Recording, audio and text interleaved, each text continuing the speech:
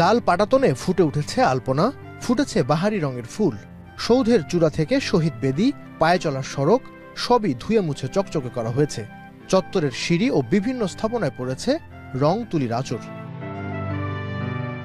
বিজয় দিবস ঘিরে এভাবে জাতীয় স্মৃতিসৌধকে প্রস্তুত করা হয়েছে। প্রতিবারের মতো এবারও ঢাকা জেলা পুলিশের পক্ষ থেকে নেওয়া হয়েছে কঠোর নিরাপত্তা।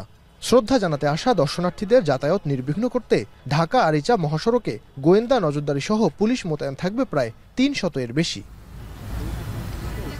বিজয় দিবসের প্রথম প্রহরে জাতির সূর্য সন্তানদের শ্রদ্ধা জানিয়ে শহীদ বেদিতে ফুল দিবেন রাষ্ট্রপতি, প্রধান উপদেষ্টা, রাজনীতিবিদ ও কূটনীতিক সহ বিশিষ্টজনেরা।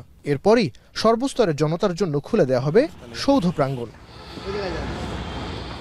গণপূর্ত বিভাগ বলছে প্রায় ১.৫ মাস ধরে চলছে স্মৃতিসৌধ প্রস্তুতির কাজ। লেক সংস্কার ও গণকবর ধোয়া মোছা সহ বসানো হয়েছে সিসি ক্যামেরা।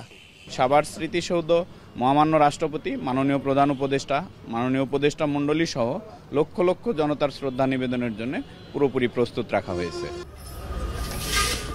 সেনাবাহিনী, এপিবিএন, র্যাব ও পুলিশের সমন্বয়ে তৈরি করা হয়েছে নিরাপত্তা বলয়।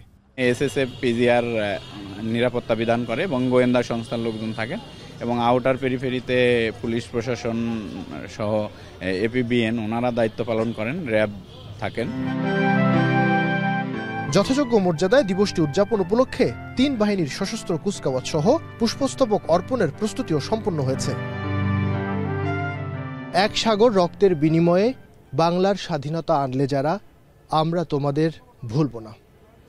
দীর্ঘ ৯ মাস লড়াই সংগ্রামের পর যাদের রক্তে এসেছে দেশের স্বাধীনতা, জাতির সেই শ্রেষ্ঠ সন্তানদের আগামীকাল স্মরণ করবে পুরো দেশ।